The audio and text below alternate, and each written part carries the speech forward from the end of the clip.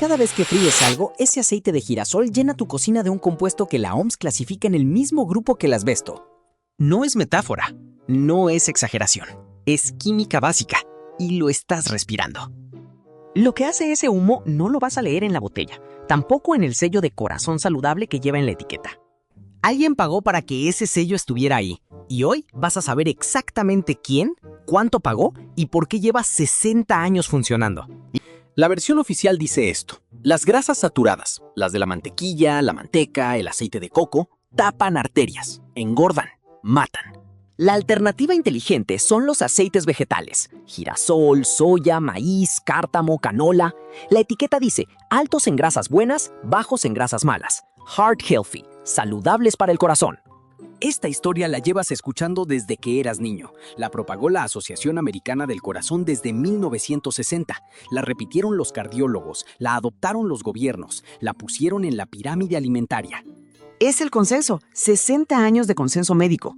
Lo que no te dicen es que ese consenso nació en 1967 del mismo estudio que pagó la industria azucarera para culpar a la grasa. Pero hay algo que no depende de quién pagó el estudio. Depende de la química. Los aceites vegetales de semillas son inestables al calor cuando los llevas a temperatura de fritura, 180 grados. Lo que necesitas para cocinar pollo, papas, cualquier cosa, las grasas del aceite se descomponen. Y esa descomposición produce aldehídos. 3 específicamente: 4-hidroxinonenal, malondialdehído, acroleína. 3 nombres que suenan a película de ciencia ficción y que están en el humo que aspiras cada vez que fríes. Y en el aceite que absorbe tu comida.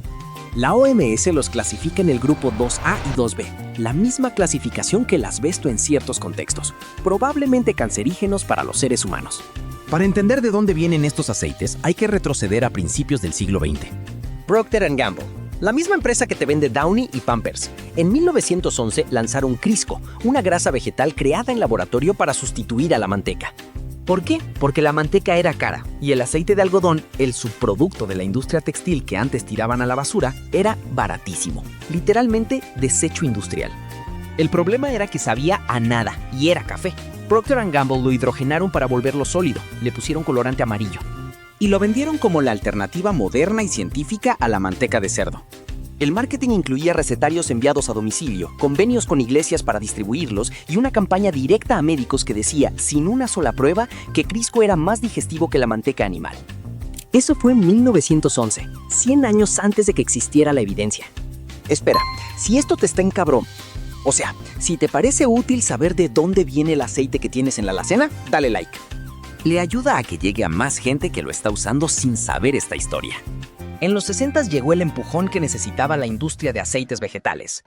Ansel Keys publicó su estudio de los 7 países. Las grasas saturadas causan enfermedades del corazón. Lo que no se publicó es que el estudio ignoró deliberadamente los datos de los países que no confirmaban la hipótesis. Empezó con 22 países, se quedó con los 7 que confirmaban lo que quería probar.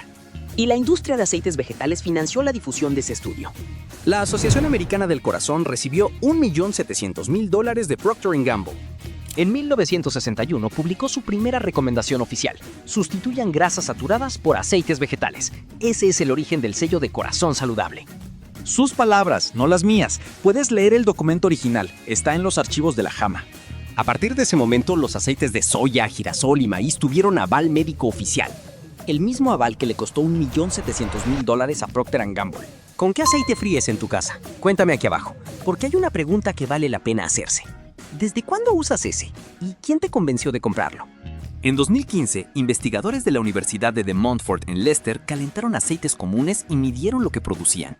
Con aceite de girasol, 20 veces más aldehídos que con mantequilla.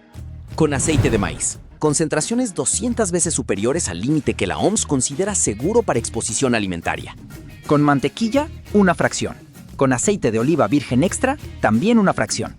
El aceite más barato, el más vendido, el que tiene el sello de saludable, el peor al calor, por mucho.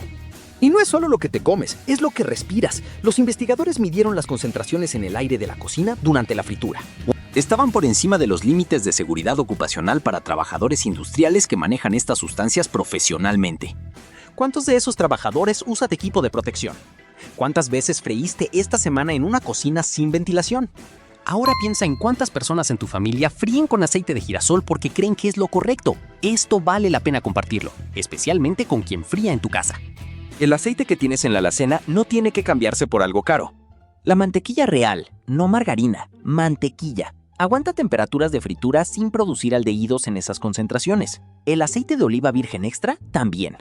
El ghee, mantequilla clarificada, es lo que usaban en India antes de que Unilever les vendiera Dalda, su crisco local, en los 60. El aceite de coco tiene incluso mayor estabilidad al calor. Ninguno cuesta más que un aceite de girasol de marca premium. Ese dato tampoco lo encontrarás en ninguna etiqueta. Lo que pasó con estos aceites no fue un accidente científico, fue una transferencia de dinero que compró 60 años de consenso médico. El mismo mecanismo que con el azúcar y la grasa. Los actores cambian, el modelo es idéntico. Marco puede actuar mañana, revisar el aceite que tiene en casa. Si dice aceite vegetal, aceite de girasol, aceite de soya o aceite de maíz. Y lo va a usar para freír, ya sabe exactamente qué está comprando y por qué lo lleva comprando tanto tiempo. La información existía desde 2015. Alguien pagó para que no llegara a la etiqueta. Si quieres seguir viendo lo que la industria alimentaria no quiere que sepas, el siguiente episodio va sobre la pirámide nutricional y quién la diseñó en realidad. Suscríbete. Sin etiqueta, los datos que ninguna etiqueta te va a dar.